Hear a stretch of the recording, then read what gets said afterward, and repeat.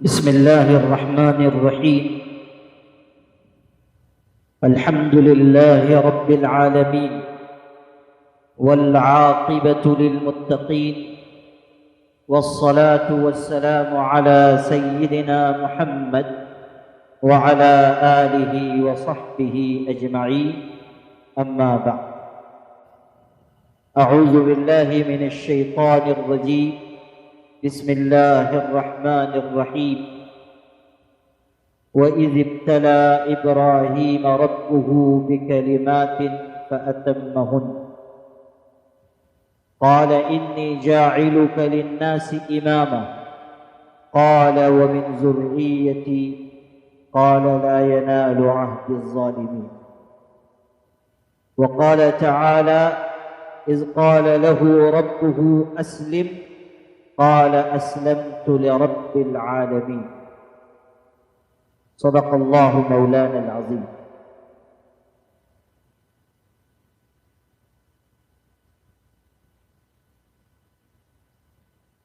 اللہ پاک نے انسانوں کی رہنمائی کے لیے اس دنیا میں اپنے چنے ہوئے بندوں کو بھیجا ہے. انہی چنے ہوئے بندوں کو پیغمبر کہا جاتا ہے، نبی اور رسول کہا جاتا ہے. تمام انبیاء علیہم السلام دنیا میں ہدایت کا پیغام لے کر آئے، اور انہوں نے اللہ کے بندوں کو اللہ سے قریب کرنے کی کوشش کی. وہ آئے تھے بشارت لے کر، اور وہ آئے تھے تاکہ لوگوں کو ڈرائیں اللہ کے عذاب سے، اس کی وعید سے، اس کی طاقت سے. قرآن مجید میں ارشاد ہے وَمَا نُرْسِلُ الْمُرْسَلِينَ إِلَّا مُبَشِّرِينَ وَمُنذِرِينَ، کہ ہم نے پیغمبروں کو بھیجا خوشخبری سنانے والا بنا کر اور ڈرانے والا بنا. خوشخبری بھی لے کر آئے اور ڈر سنانے کے لیے بھی آئے. انبیاء علیہ السلام کا ایک سلسلہ ہے جو حضرت آدم سے شروع ہوا اور ہمارے آقا حضرت محمد مصطفیٰ صلی اللہ علیہ وسلم پر مکمل ہوا. تمام انبیاء قابل احترام اور وہ سب ہمارے لیے عزت و احترام کے لائق ہیں، لیکن ان میں سے چند انبیاء ایسے ہیں جن کو خود اللہ پاک نے اونچا مقام عطا فرمایا. اللہ نے ان کو دوسروں سے بلندی نصیب فرمائی. ایسے پیغمبروں کو اولو العزم پیغمبر کہا جاتا ہے. اولو العزم پیغمبر یعنی پکی ہمت والے، مضبوط ارادے والے.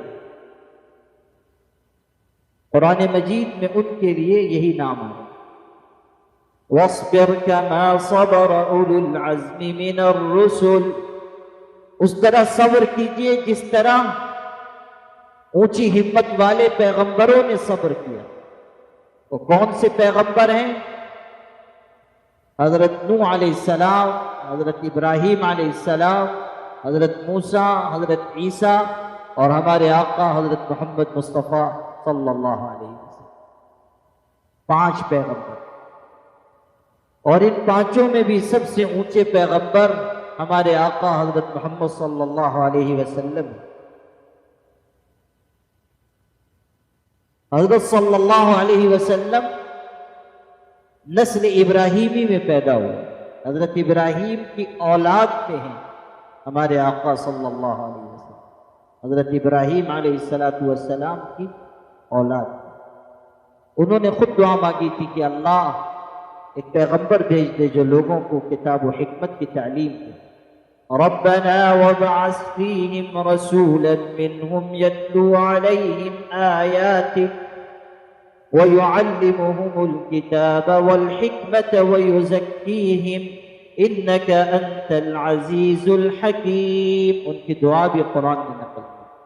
یہ دعا انہوں نے مانگی تھی حضور صلی اللہ علیہ وسلم کے لیے.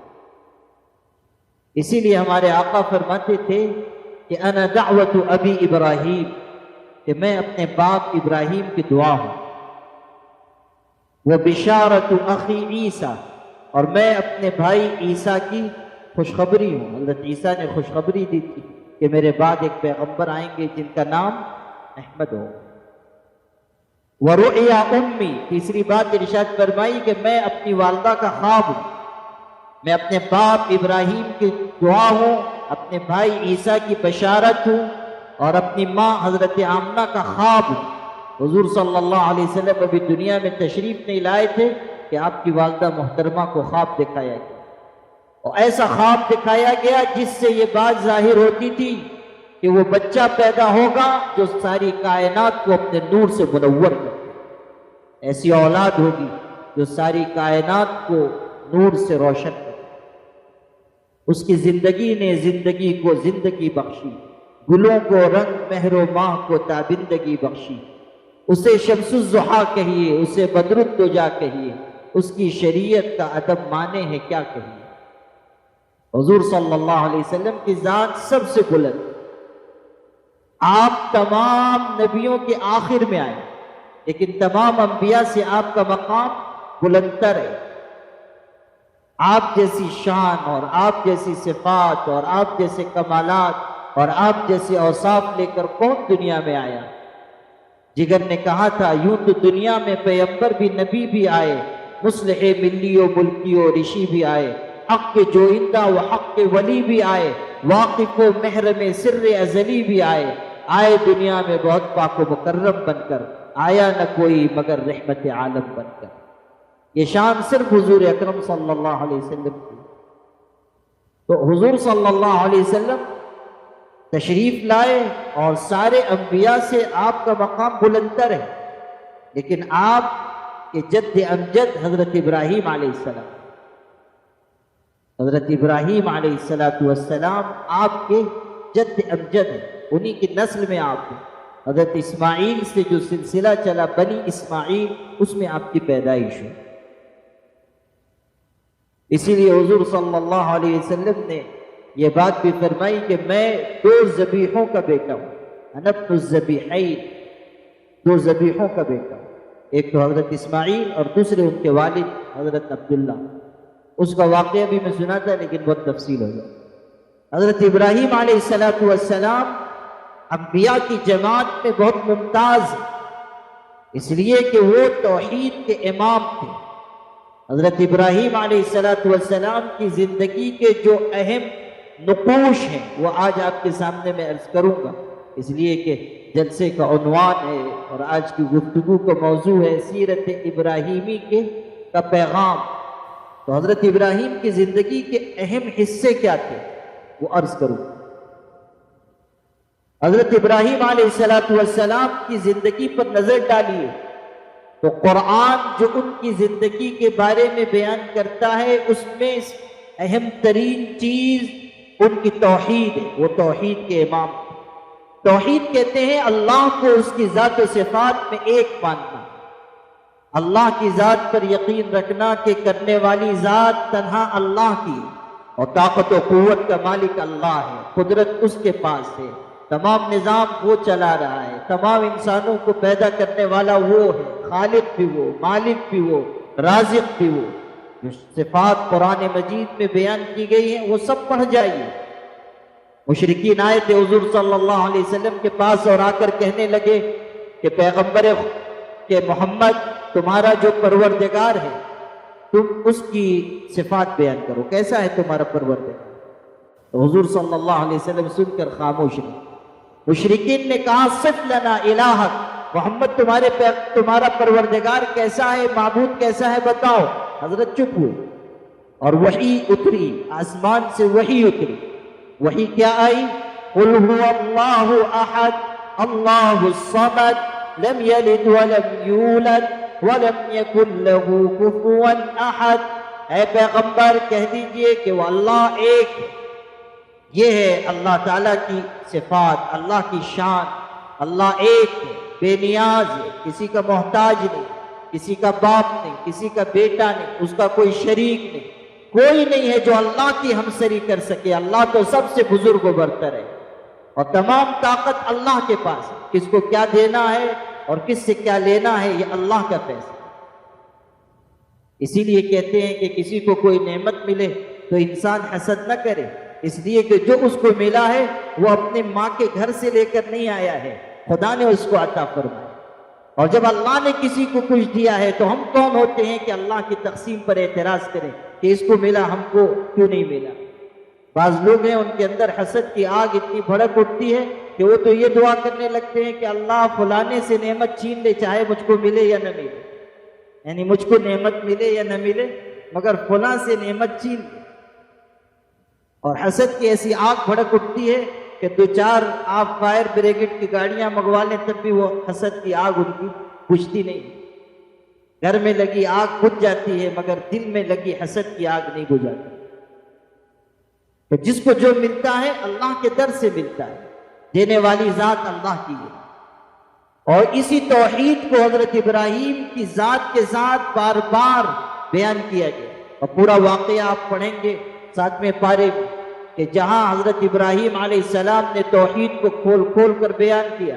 لوگ ستاروں کو معبود سمجھتے تھے، وہ کہہ رہے ہیں کہ ستارے ٹوٹ گئے یہ معبود نہیں ہو سکتا. چاند کو خدا کہتے تھے، چاند غروب ہو گیا یہ خدا نہیں ہو سکتا. سورج کو خدا کہتے تھے، آج بھی کہتے ہیں. کتنے لوگ ہیں جو سورج کو سوریہ نمسکار کرتے ہیں یہ سمجھ کر کہ یہ معبود ہے، اس کے اندر طاقت ہے. قرآن بتا رہا ہے کہ دیکھو سورج کے آگے سجدہ نہ کرنا، اگر سجدہ کرنا ہے تو اس اللہ کے آگے سجدہ کرنا جس نے چاند اور سورج کو پیدا کیا. یہ توحید سکھائی. اور حضرت ابراہیم علیہ السلام دنیا میں توحید کے علم بردار تھے. اسی لیے کہا ما کان ابراہیم یہودیا ولا نصرانیا ولكن كان حنیفا مسلما وما كان من المشرکین. کہ ابراہیم علیہ السلام نہ یہودی تھے، نہ عیسائی تھے، نہ مشرک تھے، بلکہ وہ یکسو ہو کر ایک اللہ کو ماننے والے، توحید پر قائم تھے اور توحید کی دعوت دینے کے لیے آئے تھے. انہوں نے تو اپنی ساری بت پرست قوم سے کہا تم غلط ہو، اپنے ہاتھوں سے بت تراشتے ہو اور اس کے آگے جھک جاتے ہو، غلط کرتے ہو. اپنے باپ سے کہا کہ آپ غلط راستے پہ، اتتخذوا اصناما آلہہ، کہ آپ ان پتھر کے بتوں کو اپنا معبود بنا لیتے ہیں. کتنی بری بات ہے. جس کو تم اپنے ہاتھوں سے تراشتے ہو اس کو خدا مانتے ہو. پوری قوم کو انہوں نے للکارا. اور وہ واقعہ بھی قرآن میں نقل کیا گیا کہ خوشی کا موقع تھا اور وہ گھس گئے اور سارے بتوں کو انہوں نے گرا دیا اور ایک کو باقی رہنے دیا اور اسی کی گردن میں کلہاڑی لٹکا دی. اور جب قوم کے لوگوں نے کہا کہ تم نے یہ کیا ہے تو ارشاد فرمایا کہ وہ تمہارا بڑا ہے نا، اسی سے پوچھ لو. جس کے گردن میں کلہاڑی لٹکی ہوئی ہے اسی سے کیوں نہیں پوچھ لیتے ہو؟ تو انہوں نے کہا کہ وہ بولتے کہاں ہیں؟ تو انہوں نے کہا جو بولتے نہیں، جو نفع نقصان کے مالک نے، انہیں پوچھتے کیوں؟ توحید سکھائی کہ جن کے ہاتھ میں کوئی اختیار نہیں ہے تم ان کے آگے کیوں جھکتے ہو. حضرت ابراہیم علیہ السلام کی سیرت کا بنیادی پیغام یہ ہے کہ انسان توحید پر جیے اور توحید پر مرے، توحید پر زندگی گزارے، ایک اللہ کو مانے اور تمام جھوٹے خداؤں کا انکار کرے، صرف اللہ تعالیٰ کا اقرار ہو. مسلمانوں اس حقیقت کو اچھی طرح سمجھ لو کہ توحید ہی کامیابی اور نجات کا ذریعہ ہے. جس کی توحید میں کمی آ گئی وہ اللہ کے ہاں کامیاب نہیں ہوگا. جس کی توحید میں کوئی ملاوٹ ہے خدا کے ہاں وہ کامیاب نہیں ہوگا. جو چیز ہے وہ اللہ کی طرف سے ہے یہ مانو. توحید میں کوئی آمیزش نہ کرو. حضرت بایزید بستامی رحمۃ اللہ علیہ بہت بڑے اللہ والے گزرے. جب ان کا انتقال ہوا کسی نے ان کو خواب میں دیکھا. دھیان سے سنیے. پوچھا کیا ہوا اللہ کے ہاں؟ کہنے لگے کہ اللہ کی بارگاہ میں پیشی ہوئی اور کہا گیا کیا لے کر آئے ہو؟ تو میں نے سوچا کہ ہر عمل میں کچھ نہ کچھ تو کھوٹ ہے، البتہ توحید میری مضبوط ہے، توحید میں تو کوئی ملاوٹ نہیں، ہمیشہ اللہ کو مانتے رہے. تو کہا کہ توحید لے کر آیا ہوں، توحید لے کر آیا ہوں. اللہ تعالیٰ کی طرف سے کہا گیا اچھا توحید لے کر آئے ہو؟ ذرا یاد کرو کہ ایک رات تم نے دودھ پیا تھا، اما تذکروا لیلۃ اللبن، دودھ والی رات تم بھول گئے؟ ایک رات تم نے دودھ پیا تھا، صبح تمہارے پیٹ میں درد ہو گیا، تم نے کہا کہ میں نے رات کو دودھ پیا تھا، اس دودھ نے پیٹ میں درد پیدا کیا۔ وہ کون سی تمہاری توحید معتبر ہے کہ تم نے درد کی نسبت دودھ کی طرف کر دی کہ دودھ نے درد پیدا کیا؟ درد تو ہماری طرف سے آتا ہے اور شفا ہماری طرف سے ملتی ہے، صحت بھی ہماری طرف سے، بیماری بھی ہماری طرف سے، توحید بھی تمہاری کھوٹی۔ وہ کہتے ہیں کہ میں تو تھرا گیا کہ اب تو جہنم میں جانا ہوگا، اتنے میں پھر کہا گیا اچھا ایک رات اور یاد کرو، بلی والی رات۔ اس کا قصہ یہ تھا کہ سخت سردیوں کے زمانے میں ایک دن یہ ایک رات تہجد کے لیے اٹھے اور سردی کی شدت کی وجہ سے برف جم رہی تھی، ایسی سخت سردی تھی۔ انہوں نے دیکھا کہ ایک بلی کا بچہ ہے وہ سردی میں کانپ رہا ہے، تو انہوں نے اپنے گرم کپڑے اتار کر اس بلی کے بچے کو اڑا دیا اور اس کو گرمی پہنچائی اور خود سردی کی مشقت جھیلتے رہے، اسی حالت میں نماز پڑھی۔ اللہ تعالیٰ نے وہ رات یاد دلائی اور کہا کہ اس رات اس بلی کے بچے نے تمہارے حسن سلوک کی وجہ سے یہ دعا کی کہ اللہ اس شخص کی مغفرت کر دے، جاؤ آج اسی بلی کے بچے کی دعا کی برکت سے تم کو معاف کر اور بخشش۔ انسان کا کون سا عمل اللہ کے ہاں قبول ہوگا کوئی نہیں کہہ سکتا، اور اللہ تعالیٰ کے ہاں کس عمل کے صلے میں بخشائش ہو کوئی نہیں جانتا۔ اسی لیے عمل کو چھوٹا نہ جانیے اور اعمال میں اپنے آپ کو لگائیے اور خاص طریقے پر خدمت کا مزاج بنائیے۔ مسلمانوں کے اندر سے خدمت کا ذوق نکل رہا ہے، وہ اپنے لیے جینا چاہتے ہیں، وہ اپنے سماج کے لیے، اپنی قوم کے لیے، اپنی ملت کے لیے، مسلمانوں کے لیے جینے کا مزاج نہیں پیدا کرتے۔ آگے میں اس پر تھوڑی سی بات اور عرض کروں گا حضرت ابراہیم کی سیرت ہی کی روشنی میں، لیکن یہاں اتنی بات ضرور سن لیجیے کہ مسلمان کی زندگی کا یہ طریقہ نہیں ہونا چاہیے کہ وہ زندگی گزارے صرف اپنے لیے، وہ زندگی گزارے مال جمع کرنے کے لیے، وہ زندگی گزارے تجوری بھرنے کے لیے، وہ زندگی گزارے آسائش کی چیزیں اکٹھا کرنے کے لیے۔ مسلمان کو جینا چاہیے کہ وہ اپنی ذات سے اپنے بھائیوں کو نفع پہنچائے۔ خیر الناس من ينفع الناس، بہترین انسان وہ ہے جو لوگوں کو نفع پہنچائے۔ تو پہلی چیز جو حضرت ابراہیم کی سیرت سے سیکھنے کی ہے وہ توحید پر جینا ہے، توحید پر مرنا ہے۔ اللہ ہم سب کو اس کی توفیق عطا فرمائے۔ دوسری بات، اللہ تعالیٰ کی ذات سے والہانہ تعلق۔ حضرت ابراہیم علیہ السلام کو آزمایا گیا، کتنی آزمائشیں ان پر آئی، قرآن ذکر کرتا ہے وَإِذِ ابْتَلَىٰ إِبْرَاهِيمَ رَبُّهُ بِكَلِمَاتٍ فَأَتَمَّهُنَّ قَالَ إِنِّي جَاعِلُكَ لِلنَّاسِ إِمَامًا۔ ارشاد ہو رہا ہے کہ ہم نے بہت سی چیزوں میں ابراہیم کو آزمایا، امتحان لیا۔ تفصیلی وقت ہوتا تو میں وہ ساری باتیں ذکر کرتا، لیکن صرف اتنا نچوڑ سن لیجئے کہ ہم نے آزمایا اور وہ آزمائش میں کھرے اترے۔ اتمہن، حضرت عبداللہ ابن عباس رضی اللہ تعالیٰ اس آیت کی تشریح میں فرماتے ہیں کہ یہ جن چیزوں میں ان کو آزمایا گیا یہ صفات تھی، صفات میں آزمایا، اور ارشاد فرمایا کہ وہ صفات قرآن میں آئی ہیں۔ کہاں آئی ہیں؟ ارشاد ہوا سورہ توبہ میں، التائبون العابدون الحامدون، کی جو ساری صفات ہیں، 10 صفات۔ دوسرا مقام ارشاد فرمایا ان المسلمین والمسلمات والمؤمنین والمؤمنات، وہاں بھی 10 صفات، 22ویں پارے۔ تیسرا مقام ارشاد فرمایا 18ویں پارے کے شروع میں سورہ مومنون، قد افلح المؤمنون الذین هم فی صلاتهم خاشعون۔ ارشاد ہو رہا ہے کہ وہ مسلمان کامیاب ہوئے جو اپنی نمازوں میں خشوع کرنے والے۔ یہاں سے بیان شروع ہوا، اور دھیان دیجئے کیا کہا جا رہا ہے، نماز پڑھنے والے نہیں، دھیان سے نماز پڑھنے والے، نماز میں خشوع کرنے والے۔ لفظ دیکھیے قرآن۔ آج ہم لوگ نماز تو خوب پڑھ رہے ہیں، لیکن کیا دھیان والی نماز پڑھتے ہیں؟ آگہی والی، حضور والی، اللہ تعالیٰ کی طرف توجہ والی؟ ہماری حالت تو یہ ہے، میرے والد صاحب کہتے تھے کہ آدمی نماز کی نیت باندھتا ہے جامع مسجد میں، اللہ اکبر، اور دماغ اس کا تابا کاٹا ہوا، دماغ ادھر لگا ہوا۔ وہ یہ بھی کہتے تھے کہ آدمی جیب میں اوپر سکہ رہتا ہے، گیا رکوع میں 5 روپے کا سکہ گر گیا، اب پیسے کو تو پیر لگے رہتے ہیں نا، تو وہ ذرا دائیں طرف یا بائیں طرف جانے لگا تو ہم لوگ نمازی میں کھانستے ہیں۔ کیا مطلب ہے اس کا؟ مطلب یہ کہ دیکھنا بھی مت، خبردار میرا ہے، پیسہ میرا ہے۔ اور 5 روپے پہ بھی ہماری نیت پھسلتی ہے کہ کہیں بازو والا قبضہ نہ کر لے۔ نماز ایسی نہ ہو کہ جس میں غفلت ہو، نماز وہ ہو جس میں آگہی اور حضور ہو، نماز وہ جس میں خشوع و خضوع ہو، نماز وہ ہو جو اللہ تعالیٰ سے قریب کرتے، نماز وہ ہو کہ انسان اللہ تعالیٰ سے مناجات کرے۔ ہمارے بزرگوں نے فرمایا ہے جو چاہتا ہے کہ اللہ اس سے بات کرے، اسے چاہیے کہ وہ نماز پڑھے۔ جو چاہتا ہے کہ وہ اللہ سے بات کرے، اسے چاہیے کہ وہ نماز پڑھے۔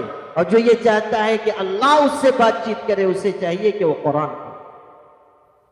نماز ایسی چیز ہے کہ انسان اللہ سے ہم کلام ہوتا ہے، یناجی ربہ، حدیث میں ہے کہ نماز پڑھنے والا اپنے پروردگار سے راز و نیاز کرتا ہے، یناجی ربہ۔ اور جب سجدے میں جاتا ہے تو ارشاد ہوا یسجد بین قدمی الرحمن، کہ وہ رحمان کے دونوں قدموں کے درمیان سجدہ کرتا ہے۔ آپ غور کیجئے کہ نماز کتنی اونچی چیز ہے۔ وہاں صفات، سورہ مومنون کے شروع میں 18ویں پارے کے شروع میں صفات، 3 مقامات پر صفات آئی ہیں وہ، اور 10 صفات ہیں، یعنی کل کتنی صفات ہوئی؟ 30 صفات۔ 30 صفات، ان 30 صفات میں اللہ نے امتحان لیا ابراہیم علیہ السلام، اور وہ کھڑے ہوتے صفات۔ اور بعض مفسرین کہتے ہیں کہ حالات کے ذریعے آزمایا، صفات کے ذریعے یا حالات کے ذریعے، دونوں کو جمع کر لیجئے کہ صفات میں بھی آزمایا گیا، حالات میں بھی آزمایا گیا، اور پھر وہ کھڑے اترے۔ آسانی میں بھی آزمایا گیا، پریشانی میں بھی آزمایا گیا، اچھے حالات میں بھی، برے حالات میں بھی، اور ایسے وقت میں بھی کہ کہا جا رہا ہے کہ اپنی اولاد کو اور اپنی بیوی کو لے جا کر چھوڑ دو ایسی جگہ جہاں کوئی آباد نہیں۔ ایسی مشکل آزمائش بھی آئی۔ پھر وہ وقت بھی آیا کہ کہا جا رہا ہے کہ اپنی اولاد کو ذبح کر دو، خدا کی راہ میں قربان کر دو۔ ان ساری آزمائشوں میں وہ کھڑے اترے۔ کیوں؟ اس لیے کہ ان آزمائشوں میں کھڑے اترنے کے لیے جس چیز نے ان کو طاقت پہنچائی وہ اللہ سے محبت، اللہ کی محبت، ان کا دل عشق الہی سے سرشار تھا۔ یہی وجہ ہے کہ جب ان کو آگ میں ڈالا گیا، نمرود نے جب آگ تیار کروائی، مہینوں تک جلایا، اتنی بڑی آگ کہ دنیا نے کیا ویسی آگ دیکھی ہوگی، اور پھر اس میں حضرت ابراہیم علیہ السلام کو ڈال دیا۔ وہ فرشتے فوراً دوڑ کر آئے اور آ کر کہا کہ ابراہیم اجازت ہو کہ ہم آپ کی مدد کریں اور اس آگ سے آپ کو نکال لیں صحیح سلامت۔ تو ابراہیم علیہ السلام نے کیا جواب دیا؟ ارشاد فرمایا اپنی مرضی سے آئے ہو یا اللہ پاک کے حکم سے آئے ہو، اپنی مرضی سے آئے ہو یا اللہ پاک کا حکم لے کر آئے ہو۔ انہوں نے کہا کہ نہیں، اللہ کا حکم لے کر نہیں آئے، اپنی مرضی سے آئے ہیں۔ تو ارشاد فرمایا کہ پھر واپس لوٹ جاؤ، تمہاری مدد کی ضرورت نہیں ہے، جس کے لیے مجھ کو آگ میں پھینکا گیا ہے وہ اللہ میرے لیے کافی ہے، جس کے لیے مجھ کو آگ میں ڈالا گیا وہ مدد کے لیے کافی ہے۔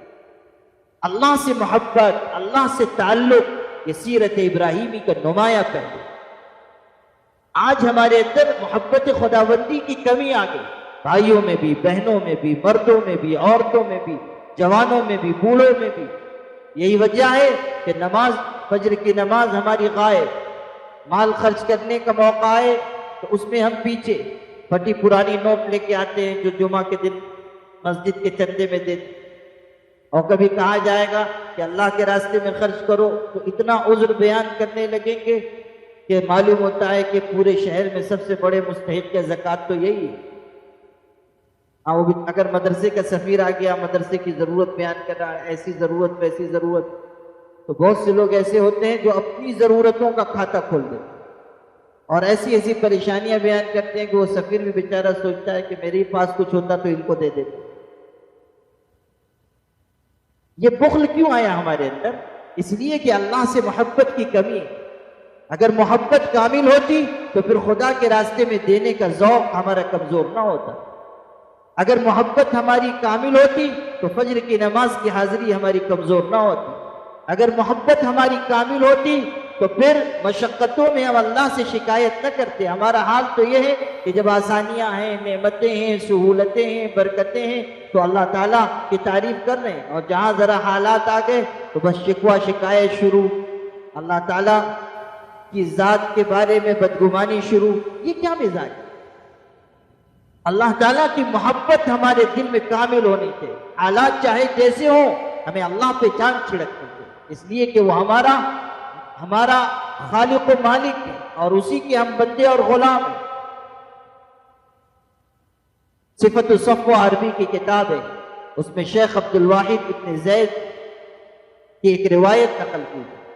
کہتے ہیں کہ میں راستے سے گزر رہا تھا، بزرگ تھے یہ بھی، راستے سے گزر رہا تھا، میں نے دیکھا کہ سڑک کے کنارے ایک شخص پڑا ہوا ہے اور آنکھوں کی بینائی نہیں ہے، ہاتھ پیر بھی زخمی ہیں، آبلے پڑے ہوئے ہیں اور بہت ہی قابل رحم حالت ہے، اور بچے اس کو پتھر مار رہے ہیں، کوئی پرسان حال نہیں، کوئی دیکھنے والا نہیں، سخت بیماری ہے، آنکھوں کی بینائی نہیں ہے. اس حالت میں بھی میں نے دیکھا کہ اس کی زبان سے کچھ الفاظ نکل رہے ہیں، کچھ وہ کہہ رہا ہے، کچھ پڑھ رہا ہے. مجھ کو بڑی حیرت ہوئی، میں نے سوچا کہ شاید کوئی عبرت کی بات ہوگی، چل کے سنتا ہوں. تو قریب چلا گیا، کان لگا کے سنا تو وہ شخص جس کی بینائی بھی رخصت، جو سخت پریشانی کے عالم میں پڑا ہوا ہے، جسم پہ آبلے پڑے ہوئے ہیں اور بچے پتھر مار رہے ہیں، یعنی ذلیل ہو رہا ہے، وہ اس حالت میں کہتا ہے اللہ کو خطاب کر کے کہ سیدی انک لتعلم انک لو قرست لحمی بالمقاریز ونشرت عظامی بالمناشیر واللہ ما ازددت لک الا حبا. میرے آقا آپ اچھی طرح جانتے ہیں کہ اگر آپ قینچیوں سے میرا گوشت کاٹ ڈالیں اور اگر آپ آری سے میری ہڈیوں کو چیر دیں تب بھی آپ کی ذات کی قسم میرے دل میں صرف آپ کی محبت پڑے. غور کیجیے، آنکھ کی بینائی نہیں ہے، جسم زخمی ہے، آبلے پڑے ہوئے ہیں، ذلت و رسوائی کا سامنا ہے، لیکن اللہ سے اس درجے کی محبت ہے کہ وہ شخص کہہ رہا ہے کہ میری جان تجھ پر قربان ہے، اور اگر اس سے بھی زیادہ سخت حالت آئے گی تب بھی کوئی شکایت نہیں ہوگی. محبت میں اضافہ. اللہ اکبر، کیسا جذبہ تھا، کیسا ذوق. یہ محبت ہی وہ چیز ہے جو انسان کو اللہ تعالیٰ سے قریب کر دیتی ہے. حضور صلی اللہ علیہ وسلم نے فرمایا ثلاث من کن فیہ وجد بہن حلاوت الایمان. 3 صفات جس شخص کے اندر ہوں گی وہ ایمان کی حلاوت پائے گا، ایمان کی لذت پائے گا. ثلاث من کن فیہ وجد بہن حلاوت الایمان. 3 صفات جس میں ہوں گی وہ ایمان کی حلاوت پائے گا. کون سی صفات؟ ان یکون اللہ ورسولہ احب الیہ مما سواہما. پہلی چیز بیان کہ اللہ اس کے رسول سے سب سے زیادہ محبت ہو. اولاد، ماں باپ، دوست احباب، بیوی بچے، رشتہ دار، پڑوسی، شاگرد، معتقد، مرید، محبت کرنے والے، عقیدت رکھنے والے، ان سب کے مقابلے میں سب سے زیادہ محبت اللہ اس کے رسول سے. سب سے زیادہ محبت ہمارے دل میں غالب محبت اللہ کی ہو اور اس کے رسول کی ہو. یہ پہلی بات. دوسری بات ارشاد فرمائی وَأَن يُحِبَّ رَجُلًا لَا يُحِبُّهُ إِلَّا لِلَّهِ، کہ کسی شخص سے محبت کرے صرف اللہ کے، صرف اللہ واسطے کی محبت. وَأَن يَكْرَهَ أَن يَعُودَ فِي الْكُفْرِ كَمَا يَكْرَهُ أَن يُقْذَفَ فِي النَّارِ. اور جس طرح آگ میں ڈالا جانا ناگوار ہوتا ہے اسی طرح کفر میں لوٹ جانا ناگوار ہو. یعنی انسان اس بات کا عزم کرے کہ مجھے جینا ہے ایمان پر اور مرنا ہے ایمان پر، کفر کی طرف لوٹ جانے کا سوال نہیں کرتا. ایمان پر استقامت، ایمان پر جماؤ، یہ صفات. جب یہ صفات ہوگی تو ایمان کی لذت آئے، ایمان کی حلاوت ملے، ایمان کی کیفیت ملے. تو اللہ اس کے رسول سے محبت ہو. اللہ کی محبت جب غالب ہوتی ہے تب انسان قربانی دیتا ہے. یہ سیرت ابراہیمی کا پیغام ہے کہ اللہ سے ٹوٹ کر محبت کی جائے. اور یہ جو دونوں عبادتیں ہیں، حج اور قربانی جو ان دنوں میں انجام دی جاتی ہیں، ان دونوں عبادتوں کی تہ میں بھی یہی محبت چھپی ہوئی ہے. دیکھ لیجئے حج کے لیے بلایا جاتا ہے تو کہا جاتا ہے کہ کپڑے اتار دو. عاشقوں کے تن پہ کپڑے نہیں ہوتے، وہ تو اپنا گریبان تک چاک کر لیتے، اس لیے تم بھی کپڑے سلے ہوئے اتار دو، احرام کی چادر باندھو. آؤ ہمارے گھر کا دیوانہ وار طواف کرو، چکر لگاؤ، پھر مینا مزدلفہ عرفات میں جاؤ، جیسے عاشق دیوانے پھرتے ہیں اس طرح تم بھی پھرو اور سارا امتیاز ختم کر دو۔ چاہنے والوں کے یہاں یہ نہیں ہوتا کہ میں امیر، میں عالم، میں بزرگ، چاہنے والے کو اس سے کیا کہا؟ اسی لیے کہا گیا کہ کپڑے اتارو، احرام کی چادر پہنو۔ اگر کوئی بڑے سے بڑا امیر ہو اور وہ یہ چاہے کہ نہیں میں اپنے کپڑے ہی میں حج کروں گا، اس کا حج ہوگا؟ نہیں ہوگا۔ احرام اس کو پہننا ہوگا، احرام کی چادریں باندھنی ہوں، سارا فرق مٹا دیا ہے۔ محمود و ایاز کو ایک صف میں کھڑا کر دیا ہے، چاہنے والے ہو تو چاہنے والے بن کر آؤ، اور جیسا حلیہ ہم چاہتے ہیں ویسا حلیہ بنا کر آؤ۔ اس کے بعد کہہ دیا گیا طواف کرو اور حجر اسود کو چومو، بوسہ دو، حجر اسود کو بوسہ دو، اپنی محبت کا اظہار کرو۔ ایک پتھر ہے لیکن ایک علامت قرار دی گئی کہ اپنی محبت کا اظہار کرو۔ حضرت عمر رضی اللہ تعالیٰ طواف کر رہے تھے، آئے حجر اسود کو چوما، بوسہ دیا، اس کے بعد ارشاد فرمایا انی لا اعلم انک حجر لا تنفع ولا تضر، میں اچھی طرح جانتا ہوں کہ تو ایک پتھر ہے، نہ نفع دے سکتا ہے نہ نقصان پہنچا سکتا ہے، اور اگر میں نے حضور کو تجھے بوسہ دیتے ہوئے نہ دیکھا ہوتا تو ہرگز تجھ کو بوسہ نہ دیتا۔ حضور کو اگر میں نے نہ دیکھا ہوتا کہ تجھ کو چوم رہے، تجھ کو نہ چوم رہے۔ یہ اس لیے اظہار فرمایا تاکہ کوئی یہ نہ سمجھے کہ ہم بھی پتھروں کے پجاری ہیں، ہم بھی پتھروں کو کے اندر کوئی تاثیر مانتے ہیں، ہرگز نہیں۔ دنیا میں اگر کوئی توحید پر قائم جماعت ہے اور پوری کائنات میں اگر کوئی سچی توحید پر جمع ہوا ہے تو وہ صرف اور صرف ہم مسلمان۔ اللہ نے ہمیں یہ عزت عطا کی کہ ہم ایک اللہ کو مانتے ہیں، سارے غیر اللہ کا ہم انکار کرتے، ہم توحید پر قائم۔ تو پتھر کو خطاب کر کے کہا، اور وہ محبت کے اظہار کی ایک علامت ہے کہ پتھر کو چومو، بوسہ دو، یہ سب محبت کے مظاہر ہیں۔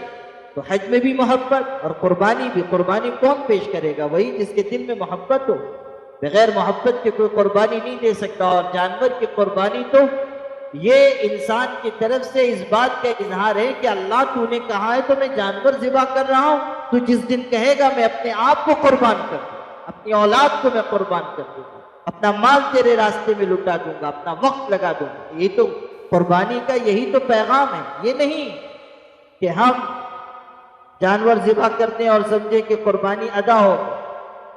قربانی کا مقصد یہ ہے کہ انسان کے اندر جذبہ آئے، غریبوں کی خدمت کا جذبہ آئے، قربانی کا جذبہ آئے، اللہ تعالیٰ کی ذات پر اپنے آپ کو نچھاور کرنے کا۔ اسی لیے کہا گیا کہ قربانی کے جانور کا گوشت خود بھی کھاؤ، غریبوں کو بھی کھلاؤ، ہمدردی سکھائی اور قربانی سکھائی گئی کہ دیکھو جب وقت آئے گا تو تم اپنے آپ کی بھی قربانی پیش کرو۔ یہ نہ ہو کہ جانور تم نے پیش کر دیا اور چھٹی ہو گئی، یہ نہیں۔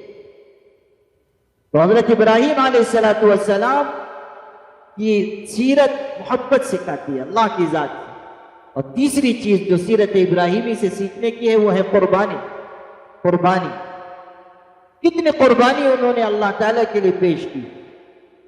یہ بات تو بار بار سنائی جاتی ہے کہ اپنے بیٹے کی قربانی پیش کی، حضرت اسماعیل، لیکن اس پہلو کو ہم لوگ نہیں سوچتے کہ بیٹے کی قربانی پیش کرنے سے پہلے انہوں نے اپنی جان کی قربانی پیش کی تھی کہ جب اللہ کے نام پر ان کو آگ میں ڈالا گیا تو وہ خوشی خوشی آگ میں چلے گئے کہ اگر میری جان جاتی ہے تو چلی جائے۔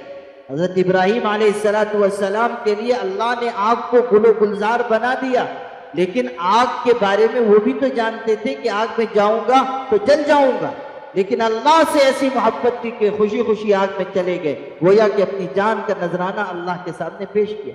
پہلے اپنی جان پیش، پھر وقت آیا تو بیوی کو اللہ کے حکم سے بے آباد سرزمین میں چھوڑا، پھر وقت آیا تو اپنے بیٹے کی قربانی پیش کی، حضرت اسماعیل علیہ السلام کی قربانی پیش کی۔ حضرت اسماعیل علیہ السلام کے سلسلے میں انہوں نے خواب دیکھا کہ ذبح کریں، سمجھ گئے کہ اللہ تعالیٰ کا حکم ہے، اور پھر حضرت اسماعیل علیہ السلام کو لٹا دیا۔ قرآن کہتا ہے فَلَمَّا أَسْلَمَا وَتَلَّهُ لِلْجَبِينِ، ان دونوں نے سر جھکا دیا، اللہ کے حکم کے آگے، اور ابراہیم علیہ السلام نے حضرت اسماعیل کو پیشانی کے بل لٹایا، پیشانی کے بل۔ بھئی ذبح کرنا ہوتا ہے تو پیٹھ کے بل لٹاتے ہیں نا، پیٹ کے بل لٹایا، اس میں بھی عجیب بات ہے۔ حضرت اسماعیل علیہ السلام نے روایتوں میں آتا ہے عرض کیا تھا کہ ابو جان آپ مجھ کو اللہ کے راستے میں قربان کر دیجیے، لیکن میں آپ کی اکلوتی اولاد ہوں، ایک اکلوتا بیٹا ہوں، ہو سکتا ہے کہ جب آپ مجھ کو ذبح کرنے جائیں اور میرے چہرے پہ نظر پڑے اور آپ کے دل میں محبت جوش مارنے لگے تو یہ تو نہیں ہوگا کہ آپ مجھ کو قربان نہ کریں، لیکن ہو سکتا ہے کہ آپ کے ہاتھ میں کپکپاہٹ آ جائے اور چھری کے چلنے میں کچھ رکاوٹ آ جائے۔ میں نہیں چاہتا کہ اللہ کا حکم پورا ہونے میں اتنی دیر لگے، اس لیے آپ مجھ کو پیشانی کے بل لٹا دیجئے تاکہ میرے چہرے پہ نظر نہ پڑے اور اللہ کا حکم پورا کرنے میں کوئی رکاوٹ نہ۔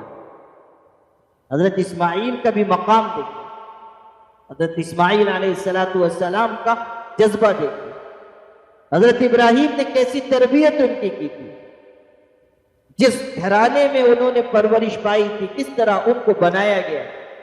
آج حالت یہ ہے کہ نہ ماں باپ کو فکر، نہ گھر والوں کو فکر کہ بچے کدھر جا رہے ہیں، باپ بھی اپنے کام میں، عورتیں اپنے کام میں، گھر کی چیزوں میں لگی ہوئی، اور آج تو دوسرا شغل شروع ہو گیا ہے، گھر کے کام کاج میں کم اور زیادہ تر تو یہ آلہ شیطانیہ موبائل شریف، جس عورت کو دیکھیے منہ میرا موبائل شریف کی طرف، تو اس میں لگی ہوئی۔ بچوں کی تربیت کا کوئی دھیان ہی نہیں، بچوں کی تربیت کی طرف کوئی توجہ ہی نہیں۔ وہ تو بعض مائیں ایسی ہیں کہ بیٹا کسی دن رات کو روزانہ آتا ہے 12 بجے 1 بجے، کسی دن 11 ہی بجے آ جائے تو آ کے پیشانی پہ ہاتھ رکھتی ہیں، بیٹا بخار تو نہیں آ گیا، بہت جلدی چلا آیا۔ یہ صورتحال، ماحول کی یہ صورتحال ہے۔ جب تربیت میں کمی کی جائے گی تو پھر اولاد اچھی نہیں نکلے گی۔ اولاد کی تربیت ماں باپ کی بنیادی ذمہ داری ہے۔ آج مسلمانوں کے سماج میں جو انحطاط آ رہا ہے، نشہ عام ہو رہا ہے، بدکاری عام ہو رہی ہے، دوسری خرافات عام ہو رہی، بدعات کا غلبہ ہو رہا ہے، اور نہ جانے کیا کیا چیزیں ہمارے سماج میں پرورش پا رہی، اس کے پیچھے ماں باپ کی غفلت۔ ترمذی میں ہے، حضور صلی اللہ علیہ وسلم فرما رہے ہیں کہ کوئی ماں باپ اپنی اولاد کو بہتر تعلیم و تربیت سے بڑھ کر کوئی تحفہ نہیں دے سکتا۔ سب سے بہترین تحفہ جو اولاد کو دیا جائے وہ اچھی تعلیم، اچھی تربیت، اچھے اخلاق، اچھا ادب، یہ بہترین تحفہ۔ اور قرآن کہہ رہا ہے یا ایھا الذین آمنوا قوا انفسکم واہلیکم نارا، اے ایمان والو اپنے آپ کو، اپنی اولاد کو جہنم کی آگ سے بچاؤ۔ اولاد کی اچھی تربیت کرو۔ اولاد صرف نعمت نہیں ہے، اولاد ذمہ داری ہے۔ اولاد کے ایک ایک عمل پر نگاہ رکھو، اولاد کے ایک ایک خلق پر، ان کی ایک ایک چیز پر باریکی سے نگاہ ہونی چاہیے۔ انسان دیکھے کہ اولاد کس راستے پر جا رہی ہے، ان کو ٹوکے، ان کو توجہ دلائے، غلط کر رہے ہو تو ان کو تنبیہ کرے۔ یہ نہیں کہ بیٹے کو باپ بنا لیجیے کہ جو وہ کہے اس کے اوپر عمل کیجیے، یہ طریقہ صحیح نہیں۔ اولاد کی تربیت کی ذمہ داری ماں باپ کی۔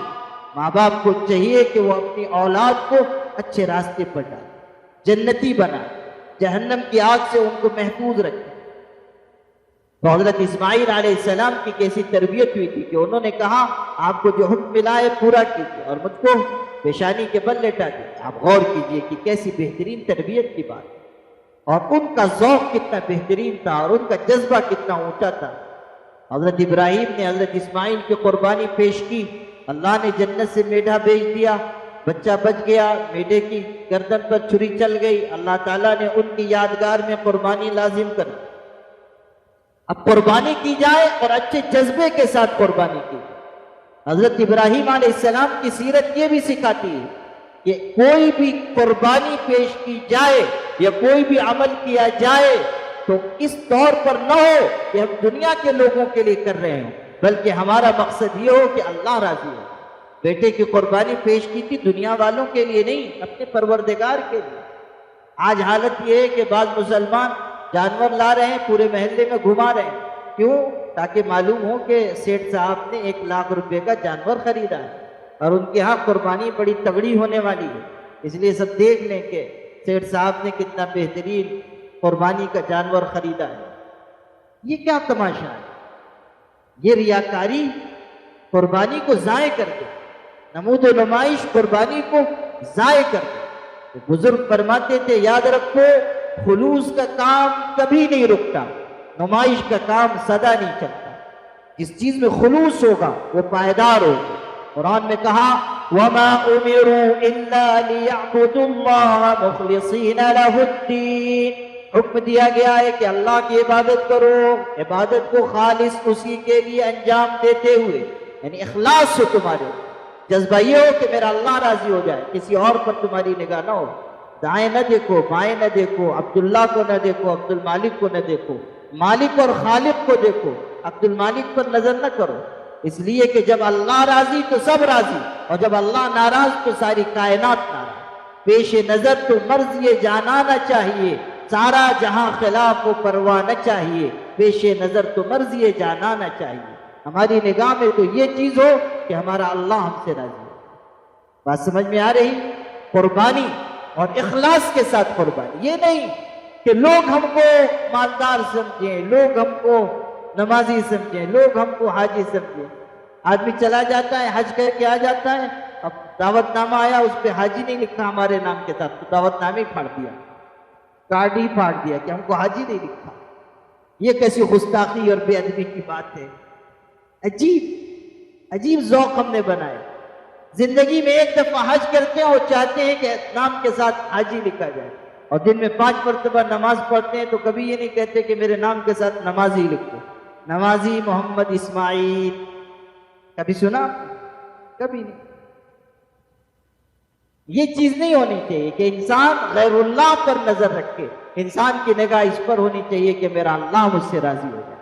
قل ان صلاتي ونسكي ومحياي ومماتي لله رب العالمين لا شريك له وبذلك امرت وانا اول المسلمين. ارشاد ہوا پیغمبر کہہ دو میری نماز، میری قربانی، میری عبادتیں، میری طاعتیں، میرا جینا، میرا مرنا سب اللہ کے لیے جو تمام جہانوں کی پرورش کرنے والا ہے. لا شریک لہ، اس کا کوئی شریک نہیں، کوئی ساجی نہیں، کوئی ہمسر نہیں، کوئی اللہ کا برابر نہیں، کوئی اس کی خدائی میں اس کی صفات میں شریک نہیں. تنہا ہے، یکتا ہے، ذات عالی اس کی ہے، تمام قدرت و طاقت کا مالک وہ اللہ ہے. لا شریک لہ وبذالک امرت، مجھے اسی کا حکم ملا اور میں سب سے پہلے سر جھکانے والا ہوں. تو میرے بھائیوں، حضرت ابراہیم کی سیرت کا ایک پیغام یہ بھی ہے کہ اخلاص اپنایا جائے، قربانی کی جائے، اخلاص اپنایا جائے، اور قربانی کا جذبہ اپنے اندر پیدا کیجیے. جب ہم قربانی کہتے ہیں تو لوگ سمجھتے ہیں کہ ہاں وہی بکرے کی، میڈھے کی، بیل کی، اونٹ کی، بس یہی قربانی اور چھٹی. یہ نہیں. یاد رکھیے گا قربانی کا مطلب ہے جذبہ قربانی. حضرت ابراہیم علیہ السلام جیسا جذبہ اپنے اندر پیدا کیجیے قربانی کا. آج حالت یہ ہے کہ ہم قربانی کا جانور تو ذبح کر رہے ہیں، لیکن کیا وقت پڑنے پر ہم اپنی ملت کے لیے وقت دیتے ہیں؟ کیا وقت پڑنے پر ہم اپنی ملت کے لیے مال خرچ کر رہے ہیں؟ کیا وقت پڑنے پر ہم اپنی اولاد کو اللہ کے راستے میں وقف کر رہے ہیں؟ غور کر لیجیے. پوری ملت پریشانی کے دور سے گزر رہی ہے. کتنے لوگ خودکشی کرنے پر مجبور ہیں، کتنے لوگ غربت کی وجہ سے فاقے کر رہے ہیں، کتنی بیواؤں کے چولہے بجھے ہوئے ہیں، کتنے یتیموں کی پرورش کا معاملہ مسئلہ ہے، کتنے لوگ ہیں جو پریشان حالی اور ابتری کا شکار ہیں. ہمارے پڑوس میں ایسے لوگ رہ رہے ہیں جو بیچارے بھوکے پیٹ سو رہے ہیں. آپ نکل کر دیکھیے شہروں میں صورتحال یہ ہے کہ سڑکوں کے کنارے لوگ سونے پر مجبور ہیں، نہ ان کا گھر ہے، نہ در ہے، نہ ان کے لیے جینے کے سامان ہیں. کیا ہم کبھی اس بات کا تہیہ نہیں کرتے کہ ہم اپنے مال کا، وقت کا، صلاحیت کا ایک حصہ اپنی ملت کے لیے وقف کریں گے، اپنے بھائیوں کے لیے، مسلمانوں کے لیے؟ یہ اپنی ذات کے لیے جینا بھی کیا جینا ہے. مسلمان کو جینا چاہیے اپنے بھائیوں کے لیے، اپنی ملت کے لیے، مسلمانوں کے لیے. ہمیں اپنے بھائیوں کو زندہ قوم بنانا چاہیے، ہمیں مسلمانوں کو ایک زندہ ملت بنانا چاہیے، ہمیں باشعور افراد کو تیار کرنے کی کوشش کرنی چاہیے. خودکشی کر کے کوئی مر گیا، آپ بھی برا کہہ رہے ہیں، میں بھی برا کہوں گا، یہ بھی برا کہیں گے، سب برا کہیں گے. اور خودکشی کو ہمیشہ برا کہنا چاہیے. لیکن یاد رکھیے ہمیں اس کی تہ میں بھی اترنا ہوگا کہ اس نے خودکشی کی تو کیوں کی، کون سے حالات آ رہے ہیں، کون سی مجبوریاں ہیں، کون سی پریشانیاں ہیں، کون سے دکھ ہیں جو ان کو اندر سے کھا رہے ہیں۔ ہمارے مسلمان نوجوان بھائیوں کا کتنا بڑا حصہ ہے جو نشے کا عادی ہو رہا ہے، کیوں ہم ان کو بچانے کے لیے آگے نہیں بڑھتے؟ آل انڈیا مسلم پرسنل لا بورڈ نے آواز لگائی کہ اصلاح معاشرہ کا کام ہر شہر میں کیا جائے، ہر محلے میں کیا جائے، ہر گلی میں کیا جائے، اور برائیوں کے خلاف علم اٹھایا جائے اور برائیوں کو مٹانے کی پوری کوشش کی جائے، جلسے کیے جائیں، لوگوں تک پہنچا جائے، ایک ایک مسلمان تک پیغام پہنچایا جائے، ہمدردی کے ساتھ، غمگساری کے ساتھ، درد کے ساتھ مسلمانوں کو بچانے کی کوشش کی جائے۔ برائیوں کے ساتھ ہمارا معاشرہ پنپ نہیں سکتا ہے، برائیوں کے ساتھ ہم اچھی زندگی گزار نہیں سکتے، لیکن افسوس کہ اتنا اعلان کرنے کے بعد، اتنا توجہ دلانے کے بعد بھی مسلمانوں میں وہ حرکت نہیں پیدا ہوتی جو پیدا ہونی چاہیے، وہ جذبہ نہیں نظر آتا قربانی کا، وقت کی قربانی، مال کی قربانی، صلاحیتوں کی قربانی، کہ ہم کھڑے ہو جائیں، ایک ایک شخص ہم میں سے تہیہ کرے کہ ہم اللہ کے دین کو سر بلند کریں، ہم معاشرے کی اصلاح کی کوشش کریں گے، برائیوں کے خلاف علم اٹھائیں گے اور اچھائیوں کے اور بھلائیوں کے جھنڈے لہرائیں گے، اور ہم منزل مراد اور کعبہ مقصود تک پہنچ کر دم لیں گے۔ یا تندرست بجانا یا جازتن برایت، یا تو ہم منزل مقصود تک پہنچیں گے یا اسی راستے میں اپنی جان قربان کریں گے۔ کیوں ہم یہ جذبہ اپنے اندر نہیں پیدا کرتے؟ میں تمام اپنے مسلمان بھائیوں سے کہنا چاہتا ہوں کہ آپ اپنے اندر ان قربانی کے دنوں میں قربانی کا جذبہ پیدا کیجیے، اور اس نقطے کو بھی سمجھیے کہ شریعت نے حکم دیا ہے کہ بے عیب جانور اللہ کے راستے میں قربان کرو۔ نکٹا جانور، کنکٹا جانور، لنگڑا جانور وہ نہیں چلے۔ آپ بہت اچھا جانور خرید کے لائے 1,00,000 روپے کا، لیکن اس کی 3 ہی ٹانگ ہے، ایک ٹانگ غائب، تو چلے گا؟ قربانی ہوگی؟ نہیں ہوگی۔ بے عیب جانور کی قربانی اللہ تعالیٰ کے ہاں معتبر ہے۔ غور کیجئے کہ یہ کیوں رکھا گیا؟ یہ اس لیے تاکہ پیغام دیا جائے کہ اللہ تعالیٰ کو بے عیب جانور کی قربانی پسند نہیں ہے، تو جو قربانی کرنے والا ہے اگر اس کے اندر عیب ہوگا، بغض اور حسد کا عیب، اس کے اندر عیب ہوگا تکبر کا، غرور کا، اپنے آپ کو بڑا سمجھنے کا، دوسروں کو چھوٹا سمجھنے کا، اگر وہ کسی کو ستا رہا ہے، ظلم کر رہا ہے، اگر اس کے دل کے اندر بیماریاں، عیب ہیں، تو پھر یہ قربانی کرنے والا بھی اللہ کے ہاں قابل قبول ہے۔ یہ اللہ کی نگاہ میں اچھا مسلمان ہے۔ ہمیں اپنے آپ کو بھی عیب سے پاک کرنا ہوگا۔ ہم نے نگاہ کی خیانت کرتے رہے، ہم موبائل پر وقت برباد کرتے رہے، ہم جن کی دنیا تباہ کرنے، ہم ان سے بھی حسد کریں، ان سے بھی حسد کریں، ان سے دشمنی، ان سے دشمنی، ان کو ستانا، ان کو ستانا، اور پھر قربانی پہ چند ہزار روپے کا جانور لے کر قربان کرتے ہیں اور سمجھے کہ ہم پکے مسلمان ہیں۔ یاد رکھیے گا کہ یہ معیار آپ کا ہے، یہ معیار نہ اللہ کا ہے نہ اس کے رسول کا، نہ یہ معیار قرآن کا ہے نہ شریعت کا ہے۔ اللہ تعالیٰ تو یہ بتا رہا ہے کہ تم میں سے وہ کامیاب ہوگا جو صاف ستھرا دل لے کر آئے۔ یوم لا ينفع مال ولا بنون الا من اتى الله بقلب سلیم۔ قیامت کے دن نہ مال کام آئے گا نہ اولاد کام آئے گی۔ قیامت کے دن بس وہ شخص کامیاب ہوگا جو صاف ستھرا دل لے کر آئے گا، بے عیب دل لے کر جو اللہ کے ہاں جائے گا وہ کامیاب ہوگا۔ حسد والا دل نہیں چلے گا، غرور والا دل نہیں چلے گا، تنگ دلی کے ساتھ انسان اللہ کے ہاں جائے نہیں چلے گا، اللہ کے ہاں صاف ستھرا دل دیکھا جائے۔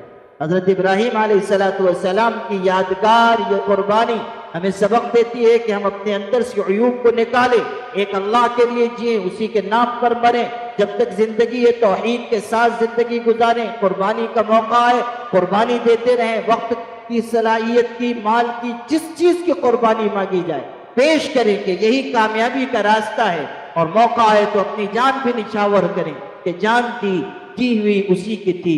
حق تو یہ ہے کہ حق ادا نہ ہوا۔ وآخر دعوانا ان الحمد للہ رب